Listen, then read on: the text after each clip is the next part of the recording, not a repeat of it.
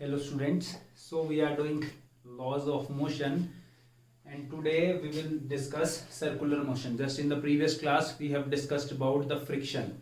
Okay, today we will discuss next topic, some different and very interesting topic today, that is circular motion.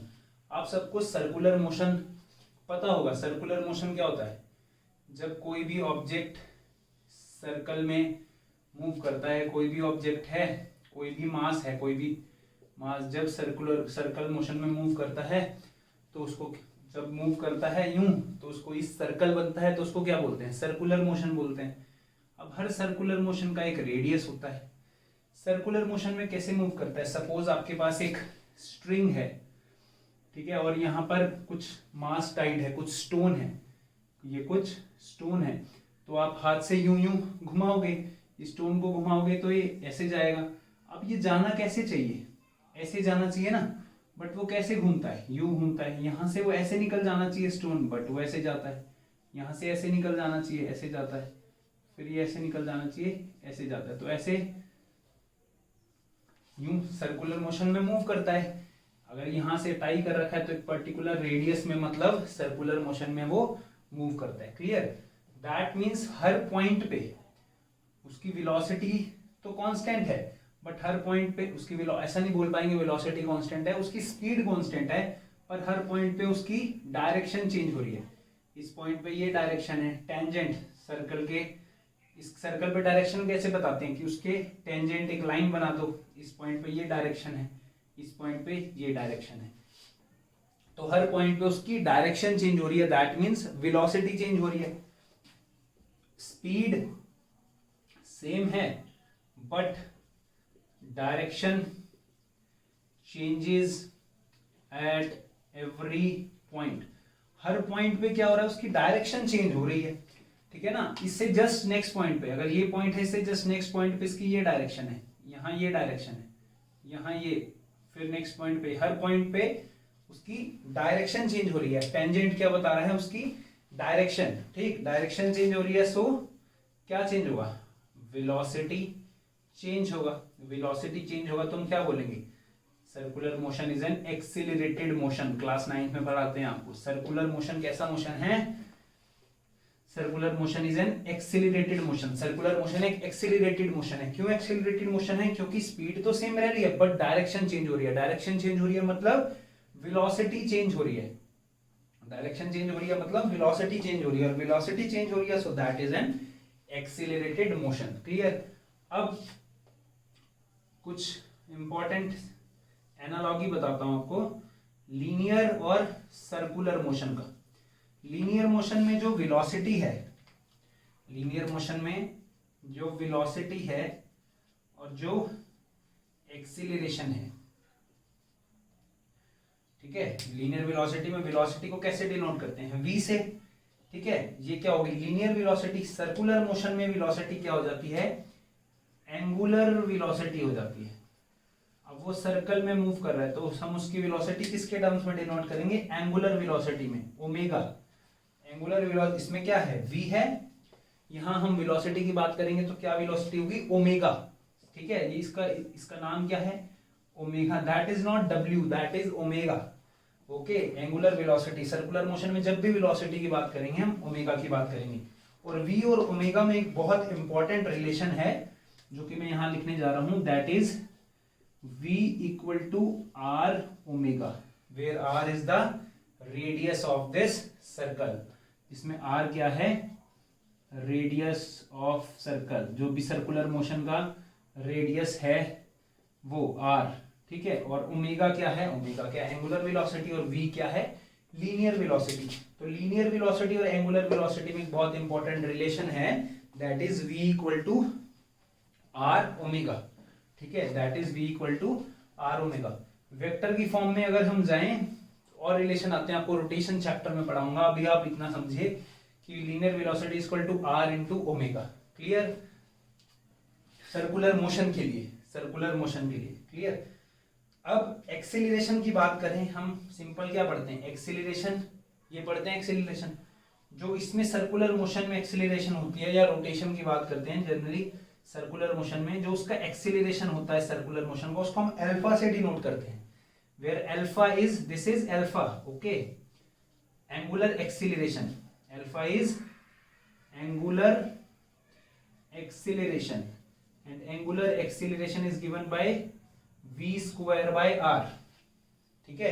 Angular acceleration कैसे बनाते हैं, v square by r, और we can say that is equal to r omega square. अगर यहाँ मैं v की जगह r omega डाल दूं तो r स्क्वायर ओमेगा स्क्वायर हो जाएगा, एक r से एक r कैंसिल हो जाएगा, that is r omega square, clear. तो सर्कुलर मोशन में जो चीज मूव करती है उसमें acceleration that is v square by r। अभी आपको बस इतना याद रखना है, v equal to r omega, ये क्या है, वेलोसिटी सर्कुलर मोशन में मूव करने के लिए, और एक्सीलरेशन कितना है, v स्क्वायर बाय r या r ओमेगा स्क्वायर, क्लियर। ये क्या है, एंगुलर एक्सीलरेशन है, ठीक है, सर्कुलर मोशन में जो एक्सीलरेशन होती है, क्लियर। अब एक बहुत इंपॉर्टेंट चीज मैं बोल रहा हूं, ये जाना तो ऐसे चाहिए था स्टोन सीधा, बट ये ऐसे चला गया। आपने कभी सोचा ये ऐसे क्यों गया, ऐसा क्यों गया, जाना तो ऐसे चाहिए था, अंदर की तरफ क्यों बार बार मूव कर रहा है, ये अंदर की तरफ क्यों मुड़ रहा है, मतलब इस पे कोई अंदर की तरफ फोर्स लग रही होगी, ठीक है ना, अंदर की तरफ कोई फोर्स लग रही होगी। उस फोर्स के बारे में बात करेंगे इस चैप्टर में, that is called centripetal force, that is called centripetal force. What is centripetal force, force required to move an object in a circular path with constant speed, speed he constant हो सकती है, velocity नहीं। So a force required to move an object or a body along a circular path with uniform speed, clear, that is centripetal force. और क्या है, अब देखो ये जाना तो ऐसे जाता था, बट ये कैसे गया अंदर की तरफ, मतलब यहाँ कोई फोर्स लगा, फिर यहाँ जाना चाहता था, जाएगा तो सीधा, बट कुछ अंदर की तरफ फोर्स लगा तो ऐसे मुड़ गया, यहां से ये सीधा जाता, यहाँ अंदर की तरफ कुछ फोर्स लगा, हर पॉइंट पे मतलब क्या हो रहा है, अंदर की तरफ क्या लग रहा है, एक फोर्स लग रहा है, अंदर की तरफ क्या लग रहा है, एक फोर्स लग रहा है, that is centripetal force, that is centripetal force, अंदर की तरफ एक फोर्स लग रहा है, उस फोर्स को हमने क्या बोला, centripetal force. So it is always along the radius and towards the centre. ये हमेशा अलोंग द रेडियस होता है, हर यहां पर सारे सर्कल के रेडियस हैं, ठीक है। So this force is always along the radius, अंदर की तरफ लगता है, और टुवर्ड्स द सेंटर, अंदर की तरफ लगता है, that is centripetal force, that force is called centripetal force, ठीक है। मतलब ये अगर इस पॉइंट पे ये वेलोसिटी है तो इस पॉइंट पे ये क्या है, force, that is called centripetal force, clear. Always along the radius, circle का रेडियस ही है सारा, सर्कल का रेडियस इससे परपेंडिकुलर होता है, and towards the centre, centre की तरफ, जो कि किसी भी ऑब्जेक्ट को सर्कल में मूव करने के लिए हेल्प करता है, that force is centripetal force. अब एक बहुत इंपॉर्टेंट चीज बताना चाहूंगा मैं आपको, अब वो सबके लिए सेम है, सर्कुलर मोशन में वी आर, एंगुलर, ये acceleration v square by r है, तो सेंट्रीपिटल फोर्स की जो वैल्यू होगी, सेंट्रीपिटल की फोर्स क्या होता है, सपोज मास इनटू एक्सीलरेशन, ठीक है, क्या होता है, मास इनटू एक्सीलरेशन। मास और एक्सीलरेशन क्या है, v square by r, circular motion की एक्सीलरेशन क्या है, v square by r, so this is mv square by r, centripetal force.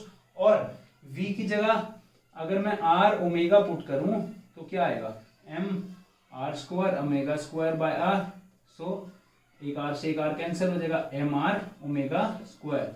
So this is the value of centripetal force, ये क्या होगी, centripetal force होगी, मास multiply by this acceleration v square by r या r omega square, कुछ भी डालेंगे तो mass into r omega square, that is force.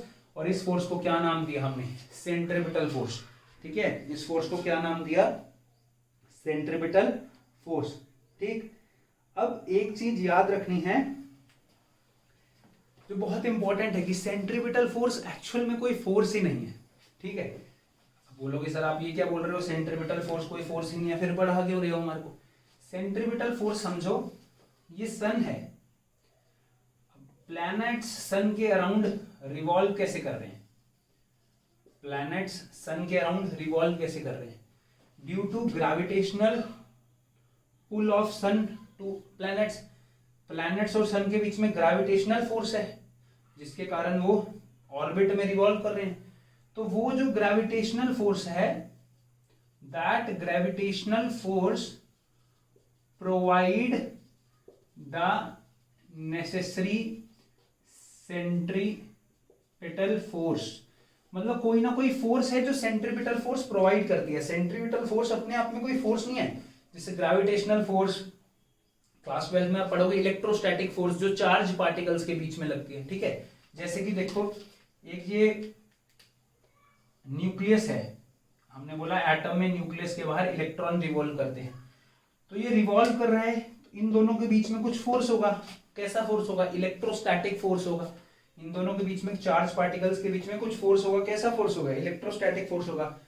पर ये सर्कुलर में तो मूव कर रहा है, तो यहाँ सेंट्रीपिटल फोर्स का कंसेप्ट आना चाहिए, सेंट्रीपिटल फोर्स।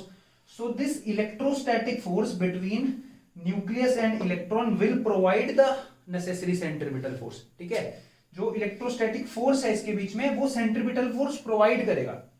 तो एक तरह से यहाँ सेंट्रीपिटल फोर्स कौन सी है, इलेक्ट्रोस्टैटिक फोर्स है। यहाँ सेंट्रीपिटल फोर्स कौन सी है, ग्रेविटेशनल फोर्स है। जो सन, जिस ग्रेविटेशनल फोर्स से सन प्लैनेट्स को खींच रहा है अपनी तरफ, ठीक है, और प्लैनेट्स का भी अपना ग्रेविटेशनल फोर्स है। So gravitational force between planet and the sun is here the centripetal force. Centripetal force एक ऐसी फोर्स है जो along the radius towards the centre लगती है। यहाँ ग्रेविटेशनल फोर्स वही काम कर रही है, यहाँ पर इलेक्ट्रोस्टैटिक फोर्स वही काम कर रही है। एक कार है, अगर कार सर्कुलर, मतलब एक रोड पे जा रही है कार, ठीक है, एक ये कार है और अगर ये रोड पे मूव कर रही है इधर, तो फ्रिक्शन फोर्स है जो इसके टायर्स में और सरफेस पे, रोड और टायर्स के बीच में जो फ्रिक्शन फोर्स है, that will provide the necessary centripetal force. तो इस केस में क्या होगा, सेंट्रीपिटल फोर्स कौन बन के आएगा, फ्रिक्शन फोर्स बन के आएगा। क्लियर। तो सेंट्रीपिटल फोर्स एक ऐसा फोर्स है, मतलब हर एक वैसा फोर्स सेंट्रीपिटल फोर्स है जो कि सर्कुलर मोशन में, जो इलिप्टिकल इज एक्चुअली मतलब इलिप्टिकल एक तरह से सर्कुलर ही है ना, एंड पॉइंट्स ज्वाइन है, मेरा कहने का मतलब ये है। तो इलिप्टिकल या सर्कुलर ऑर्बिट है, कोई भी चीज मूव कर रही है जिसका डिस्प्लेसमेंट 0 है, उसी पॉइंट से उसी पॉइंट पे आके रुक रही है, जिसका डिस्प्लेसमेंट 0 है, उस केस में जो भी फोर्स है that will provide the necessary centripetal force. और सेंट्रीपिटल फोर्स का काम क्या है, सेंट्रीपिटल फोर्स का काम है उसे मूव कराए रखना सर्कुलर ऑर्बिट में। क्लियर। अब ये सेंट्रीपिटल फोर्स जो हमने पढ़ लिया, कंसेप्ट हमेशा दिमाग में रखना, सेंट्रीपिटल फोर्स अलग से कोई फोर्स नहीं है, हर फोर्स सेंट्रीपिटल फोर्स बन जाती है, हर फोर्स सेंट्रीपिटल फोर्स बन जाती है। क्लियर। अब बहुत इंटरेस्टिंग टॉपिक में पढ़ाने जा रहा हूं, that is circular motion of a car on level road, circular motion of a car on level road. Clear. Circular motion car का लेवल रोड पे अगर बात करें तो क्या है, सपोज मेरे पास ये एक रोड है, क्लियर, इस ट्रैक पे क्या है, कार मूव कर रही है। क्लियर। इस ट्रैक पे क्या हो रहा है, कार मूव कर रहा है। Let me draw the car here, let me try to draw a car here. सो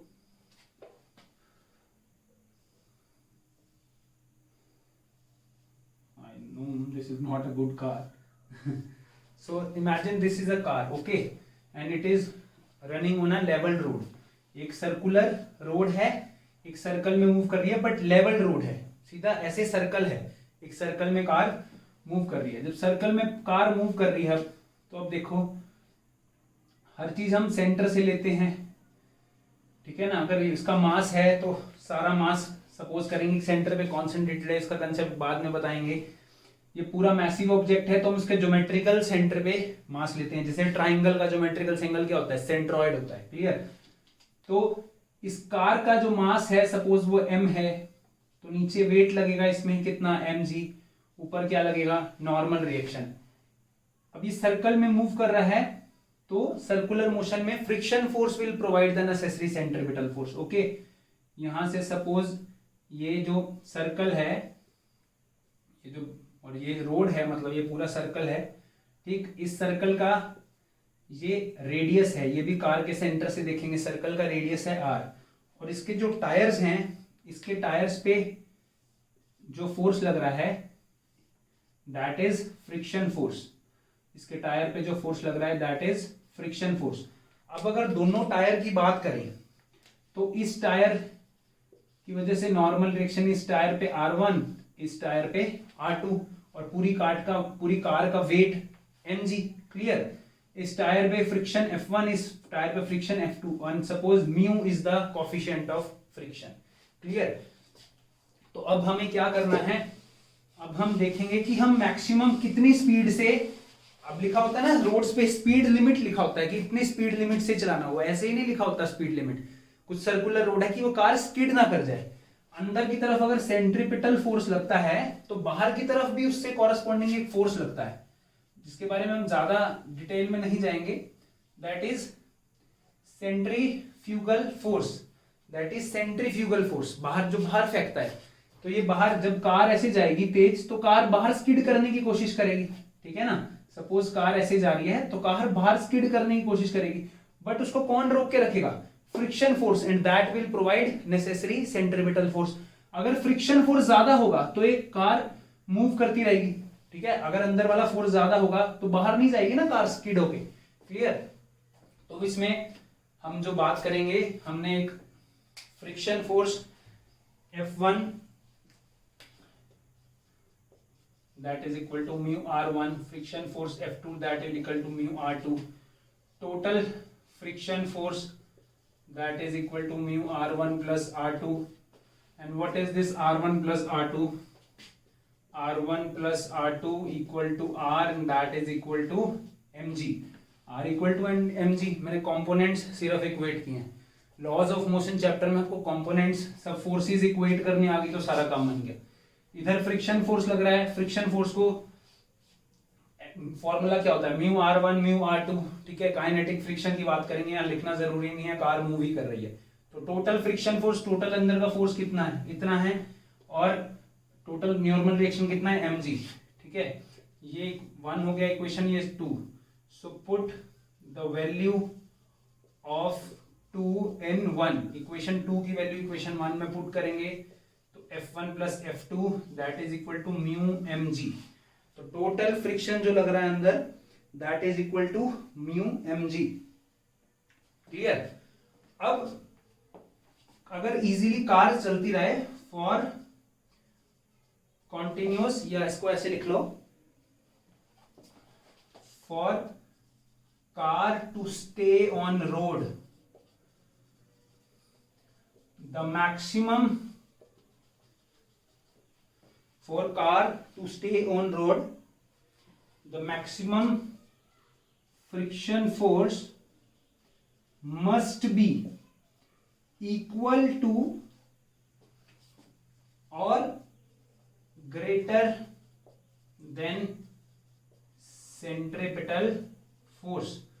जो मैक्सिमम फ्रिक्शन फोर्स है जिससे ये मूव कर रहा है, सॉरी, जो मैक्सिमम फ्रिक्शन फोर्स है जो टायर्स और रोड के बीच में लग रही है, वो इजीली मूव करता रहे, तो फ्रिक्शन फोर्स ज्यादा किससे होनी चाहिए, कम से कम सेंट्रीपिटल फोर्स के इक्वल होनी चाहिए, क्योंकि उतनी फोर्स ही तो बाहर कार जाने की संभावना है ना। सेंट्रीफ्यूगल फोर्स उतना ही बाहर लगेगा जितना सेंट्रीपिटल फोर्स अंदर लगेगा। क्लियर, तो कार इजीली मूव करती रहे, फ्रिक्शन फोर्स कम से कम सेंट्रीपिटल फोर्स के जितना हो या उससे ज्यादा हो, तभी कार बाहर स्किड नहीं करेगी। तो जो हमारा फ्रिक्शन फोर्स आया है, जो हमारा यहाँ फ्रिक्शन फोर्स आया है दैट, इसके बाद यहां कर देता हूं, जो फ्रिक्शन फोर्स आया है mu mg that is equal to और greater than this mv square by r, centripetal force, where v is the velocity, r is the radius of this circular road. r क्या है, radius of circular path. Clear, so this friction force F1 plus F2 ये जो आया mu M G must be equal to और greater than, equal है greater है तभी car इस पे मूव कर पाएगी।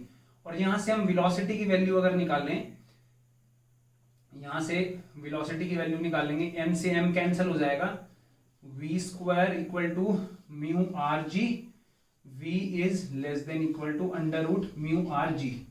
तो मेरे पास ये आ गया v less than equal to mu R G, मतलब वेलोसिटी इतनी हो या इससे कम हो तो इजीली मूव कर पाएगा। इससे हमने वेलोसिटी निकाली, ये हो या इससे कम हो तो मैक्सिमम कितनी होगी, इक्वल टू मैक्सिमम कम से कम कितनी हो, म्यू आर जी हो या उससे कम हो, तभी वो कार स्किड नहीं करेगी, मूव करती रहेगी। तो मैक्सिमम वेलोसिटी आपको एग्जाम में निकालनी आती है। कंडीशन पूछते हैं, condition for a car to move on a level road without skidding, skid ना करे बाहर की तरफ, तो कम से कम मैक्सिमम वेलोसिटी कितनी होगी, मैक्सिमम इतनी होगी, उससे कम हो सकती है वेलोसिटी। अगर आपको रोड्स पे लिखा मिल रहा है कि स्पीड लिमिट 50 किलोमीटर पर आ रहा है यहाँ और सर्कुलर रोड है, तो आप 70-80 पे चलाने की कोशिश मत करना। अगर लेवल रोड है तो बाहर की तरफ स्किड हो जाएगी और टायर्स में बहुत वियर एंड टियर होगा, टायर घिस जाते हैं, ठीक है ना। 40 या 40 से कम आप उस सर्कल पे मूव कर सकते हैं कार को, 40 से ज्यादा करोगे तो कार स्किड होने के चांसेस है, एक्सीडेंट होने के चांसेस है, ठीक है। इसलिए जो स्पीड लिमिट दिया होता है दैट इज पर्टिकुलर, ऐसा नहीं होता कि कुछ भी स्पीड लिमिट दे दिया, ठीक है। सो ये लेवल रोड पे circular motion of car describe किया हमने जब फ्लैट रोड थी। अब आपने हमेशा देखा होगा कि जनरली जो रोड्स होती हैं वो उतनी फ्लैट नहीं होती जब सर्कल में मूव करना हो। जब सर्कल में मूव करना हो तो रोड्स क्या होती हैं, फ्लैट नहीं होती। कैसी होती हैं रोड्स, बैंक्ड होती हैं, बैंक्ड रोड। अब ये समझना बहुत जरूरी है। आपने देखा होगा या देखना कभी अगर एनालाइज ने किया, हाईवे पे जब सर्कल में मूव करना होता है रोड कॉर्नर से थोड़ी सी ऐसी होती है, जब ऐसे कार जा रही है सपोज सर्कल में तो रोड कॉर्नर से थोड़ी सी ऊपर की तरफ होती है, ठीक है, थोड़ी सी बैंक्ड होती है। मतलब अगर आपको डायग्राम से समझाऊं तो ये अगर सर्कुलर रोड है तो वैसे तो लेवल ये है, बट कैसे होती है, एंड में बैंक होती है, रोड थोड़ी सी उठी होती है, ऐसे यूं मूव करती है। अगर आप छिंदवाड़ा में हैं और आप फर्स्ट स्टेप स्कूल से केंद्र विद्यालय की तरफ आए तो फर्स्ट स्टेप स्कूल के बाद जो टर्न आता है टेकरी के बाहर, जो टर्न आता है फर्स्ट स्टेप स्कूल से केंद्र विद्यालय आने वक्त, तो वह टर्न भी क्या है, थोड़ा यूं बेंड है, ठीक है, ऊपर से थोड़ा बेंड होता है। बैंकिंग करते हैं रोड्स की, रोड्स की क्या करते हैं, रोड को कुछ एंगल से ऊपर की तरफ कर देते हैं। क्यों, ताकि वियर एंड टियर, टायर्स में फ्रिक्शन कम हो, एक तो एक्सीडेंट होने के चांस कम हो और फ्रिक्शन की वजह से टायर घिसे ना। तो जनरली क्या होते हैं वहां पर रोड्स, जनरली वहां पर रोड्स थोड़े से बैंक होते हैं, clear. So what is banking of road, banking of road क्या होता है,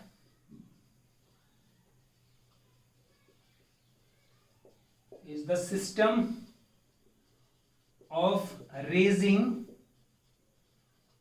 the outer edge of the road, system of raising the outer edge of the road above its inner edge, बाहर की वाली जो एज है उसको थोड़ा उठा देते हैं इनर एज के रिस्पेक्ट में, that is called banking of roads, and this theta is called angle of banking, angle of banking, clear, that theta is called the angle of banking, ठीक। अब रोड ऐसे नहीं है, ऐसे है, तो कार सपोज इंक्लाइंड पे है, ठीक है ना, रोड अब स्ट्रेट नहीं है, इस इंक्लाइंड पे है, तो कार सपोज यहां पर है इंक्लाइंड पे, क्लियर। जब कार इंक्लाइंड पे है तो सबसे पहले वही सेम, ये इतनी चीज तो सेम है कि ये जो सर्कल है, ये जो सर्कुलर मोशन है, इसका कुछ रेडियस होगा, कितना r रेडियस होगा सेंटर से, ठीक है, इस पे सेंटर ऑफ, यहां सेंटर से वेट होगा इसका कुछ mg। नॉर्मल रिएक्शन कहां लगता है, सरफेस के परपेंडिकुलर, इस सरफेस के परपेंडिकुलर क्या है, ये है ना। तो अब नॉर्मल रिएक्शन ये है, नॉर्मल डायरेक्शन सीधा नहीं है, क्यों? क्योंकि ये सरफेस ऐसे मुड़ा हुआ, वेट तो परपेंडिकुलर ही लग रहा है नीचे, वेट तो कैसा लग रहा है? परपेंडिकुलर ही। नॉर्मल डायरेक्शन कैसा है? इस सरफेस के परपेंडिकुलर। क्लियर? ये एंगल थीटा है नॉर्मल डायरेक्शन, तो नॉर्मल डायरेक्शन के दो कंपोनेंट, ये थीटा एंगल, ये भी थीटा एंगल। अब तो समझ पा रहे होगे कैसे थीटा एंगल। सपोज ये ऐसे था, जितना ये उठा दिया उतनी ही कार उठ गई, उतना ही नॉर्मल डायरेक्शन वाला कंपोनेंट उठ गया। क्लियर? तो ये theta, that is R cos theta, this is R sine theta. Clear? तो जो अब नॉर्मल डायरेक्शन जो पहले वेट बैलेंस कर रहा था, नॉर्मल डायरेक्शन का एक कंपोनेंट वेट बैलेंस करेगा और दूसरा कंपोनेंट क्या करेगा? सेंट्रीपिटल फोर्स प्रोवाइड करेगा। और दूसरे कंपोनेंट के साथ और क्या है यहाँ सेंट्रीपिटल फोर्स प्रोवाइड करने के लिए? ये क्या है? यहाँ क्या लग रहा है रोड पे? Friction force. यहाँ क्या लग रहा है? Friction force. और फ्रिक्शन फोर्स भी यहाँ देखो, ये थीटा एंगल है, ये थीटा एंगल है ना, ये रोड है, दैट मीन्स ये भी थीटा एंगल है, ये फ्रिक्शन फोर्स लग रहा है। तो ये क्या होगा? F cos theta. नीचे क्या होगा? F sine theta. समझ रहे हो? ये क्या है? ये ऐसे कैसे, यहाँ हमारी कार है, यहाँ कार है, ये फ्रिक्शन फोर्स लग रहा है, मैंने इसको बस आगे ले गया, ये थीटा है तो ये भी थीटा, ये फ्रिक्शन फोर्स है, तो इसके थीटा के साथ वाला component F cos theta, theta के नीचे व्हाट इज दिस, थीटा के सामने वाला कंपोनेंट ये मतलब ये वाला कंपोनेंट कितना होगा? F sine theta. Clear? F cos theta और एफ साइन थीटा। आप इसको 2-3 बार प्रैक्टिस करोगे, बहुत इजी और जरूर एग्जाम में आता है, बहुत इंपॉर्टेंट है।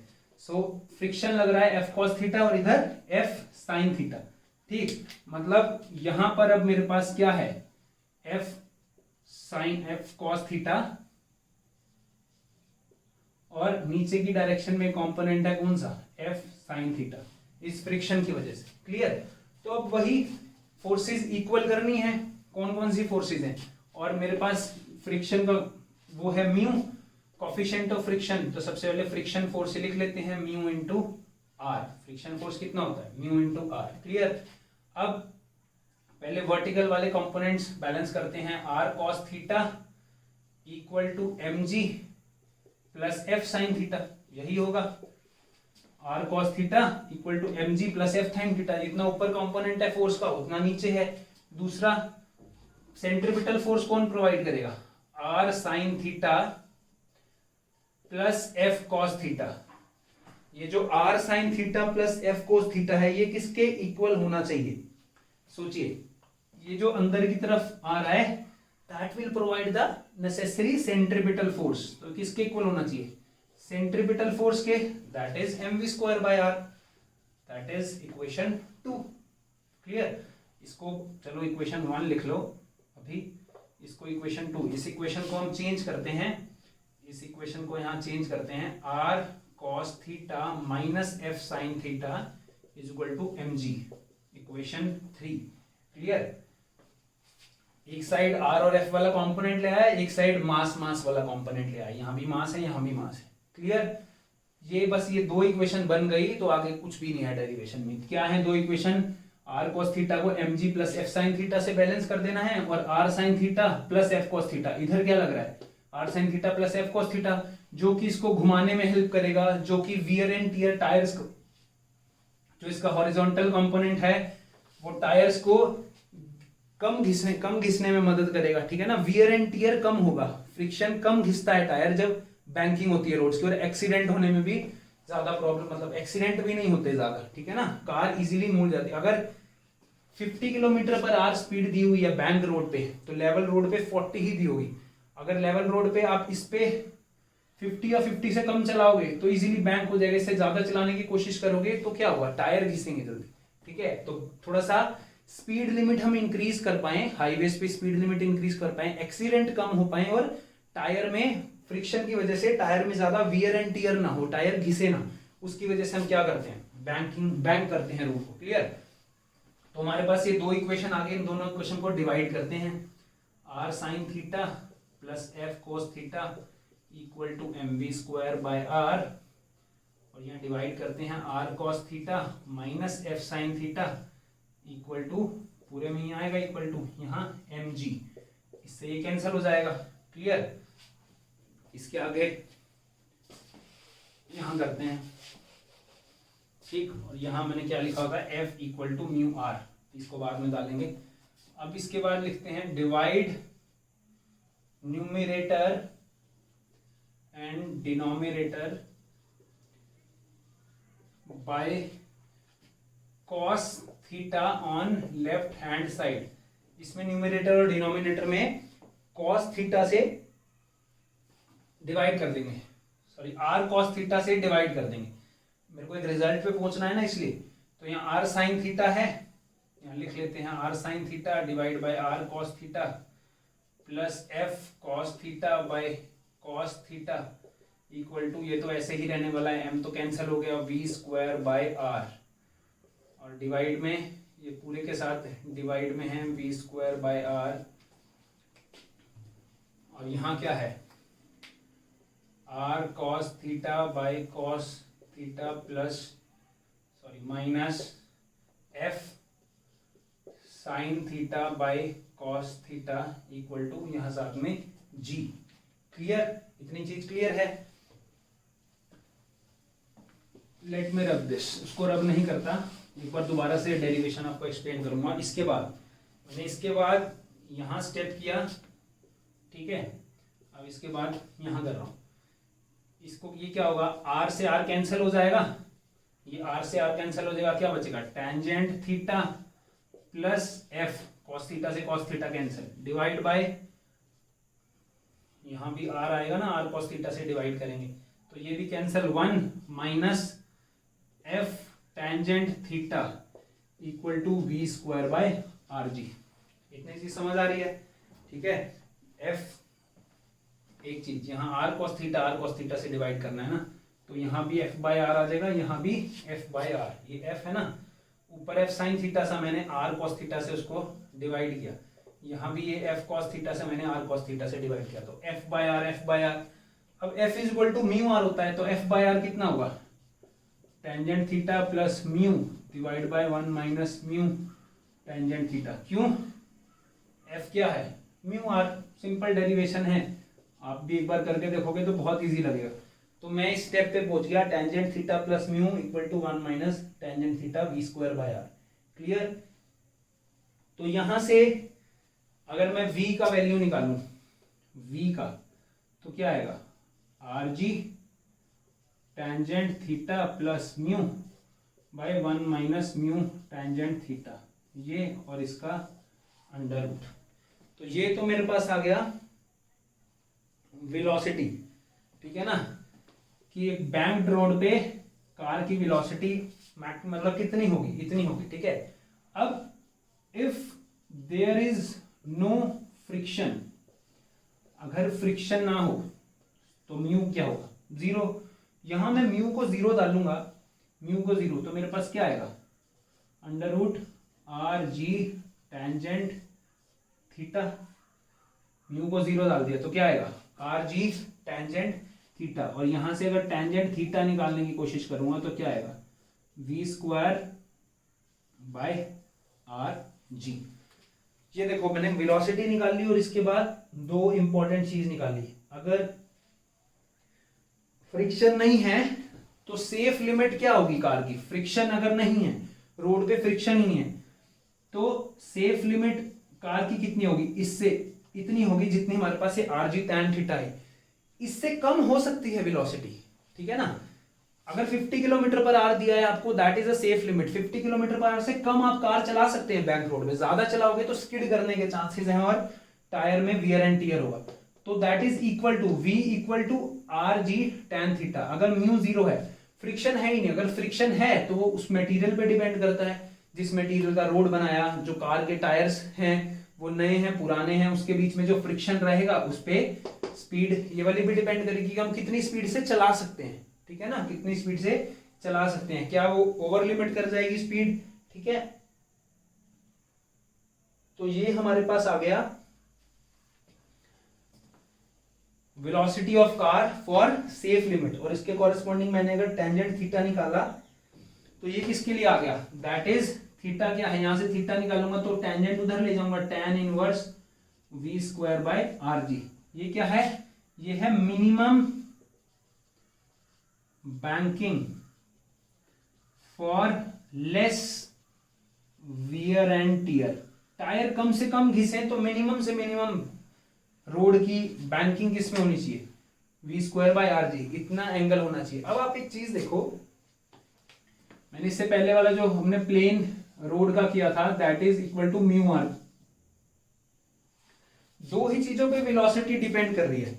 उस केस में किस पे वेलोसिटी डिपेंड कर रही है, कोफिशिएंट ऑफ फ्रिक्शन पे और रेडियस ऑफ सर्कुलर पाथ पे। जो सर्कुलर जितना घुमावदार रास्ता होगा, जितना उसका रेडियस होगा, पूरा सर्कुलर तो पाथ नहीं होता, रोड कहीं से मुड़ गई हिल्स पे, ठीक है, तो कितना सर्कल, कितना ज्यादा घुमाया हुआ है रास्ता, उस पे डिपेंड करेगी वेलोसिटी, ठीक है।